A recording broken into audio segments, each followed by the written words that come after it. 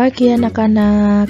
Hari ini kita akan belajar tema 4, berbagai pekerjaan, subtema 1, jenis-jenis pekerjaan, pembelajaran yang kelima. Yuk langsung saja kita belajar bersama-sama.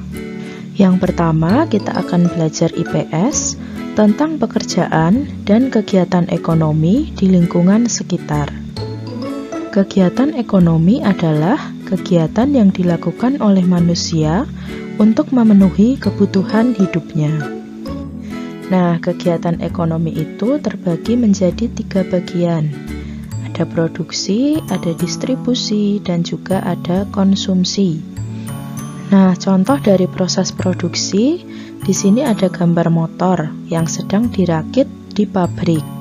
Kemudian, setelah selesai dirakit dan siap untuk dijual, motor-motor tersebut didistribusikan ke tempat penjualan sepeda motor. Nah, kita bisa lihat ya, di sini ada banyak motor berjajar rapi di sini, dan ada juga yang sudah diangkut di atas truk untuk didistribusikan ke tempat penjualan sepeda motor. Nah, contoh dari kegiatan konsumsi adalah ketika kita membeli motor dan kita gunakan untuk kehidupan sehari-hari. Nah, sekarang kita akan bahas satu persatu kegiatan ekonomi. Yang pertama adalah produksi. Produksi adalah kegiatan menghasilkan barang atau jasa untuk memenuhi kebutuhan manusia. Orang yang melakukan kegiatan produksi disebut produsen. Nah, contoh produksi yang menghasilkan barang itu adalah yang pertama membuat makanan, pekerjaannya disebut sebagai koki atau juru masak. Kemudian yang kedua membuat pakaian, jenis pekerjaan adalah penjahit. Kemudian yang ketiga membangun rumah, jenis pekerjaannya adalah kuli bangunan. Kemudian yang keempat membuat ukiran kayu, jenis pekerjaannya adalah pengrajin. Nah, ini adalah beberapa contoh produksi yang menghasilkan barang.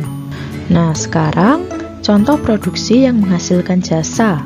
Itu yang pertama ada jasa kesehatan, jenis pekerjaannya adalah dokter, perawat, bidan, dan juga apoteker. Kemudian yang berikutnya jasa pendidikan. Jenis pekerjaannya adalah guru, dosen, dan juga karyawan sekolah. Kemudian contoh yang ketiga, jasa perbaikan elektronik. Jenis pekerjaannya adalah teknisi. Nah, ini tadi adalah contoh produksi ya. Ada yang menghasilkan barang dan juga ada yang menghasilkan jasa. Sampai sini bisa dipahami? Kegiatan ekonomi yang berikutnya adalah distribusi. Distribusi adalah kegiatan menyalurkan hasil produksi kepada pembeli. Orang yang melakukan kegiatan distribusi disebut distributor. Contoh pekerjaan distributor. Yang pertama adalah kurir. Seperti contoh di awal tadi, ketika motor sudah selesai dirakit di pabrik, kemudian motor-motor tersebut didistribusikan ke tempat penjualan sepeda motor.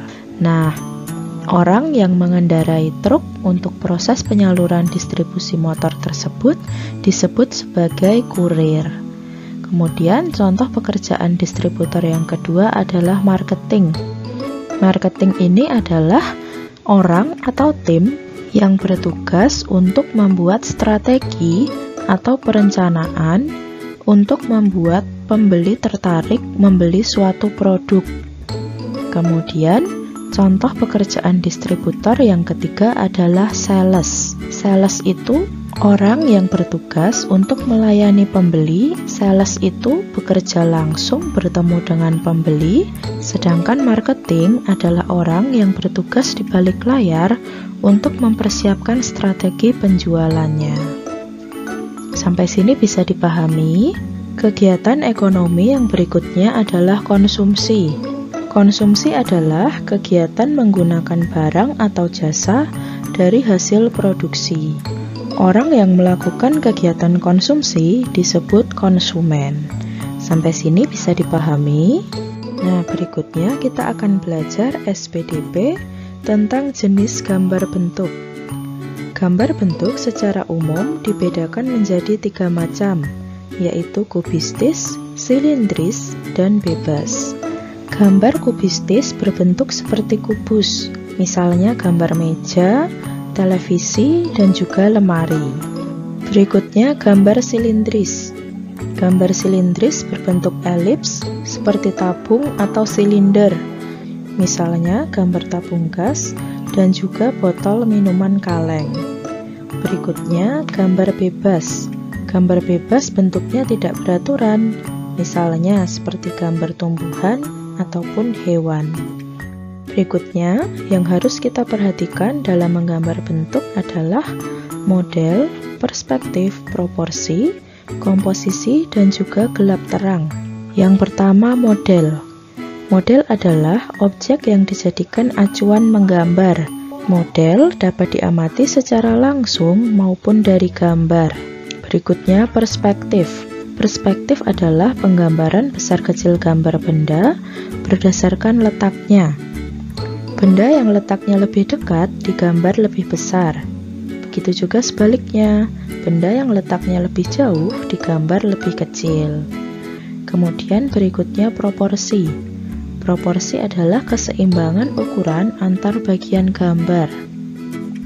Gambar dengan proporsi yang tepat akan terlihat wajar dan tidak janggal.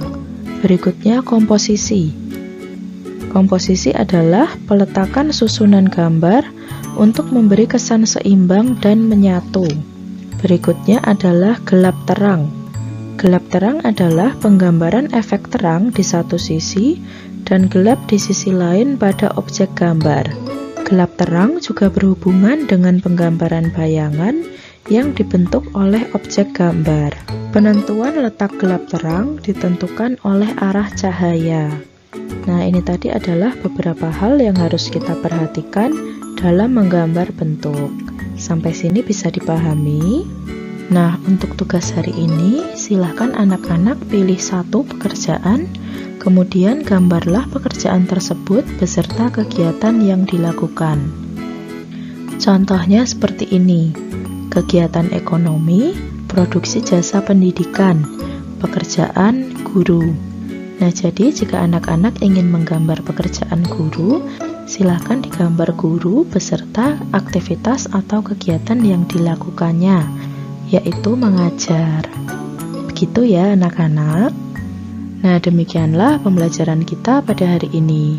Terima kasih anak-anak sudah mengikuti pembelajaran hari ini dengan baik dan juga penuh semangat.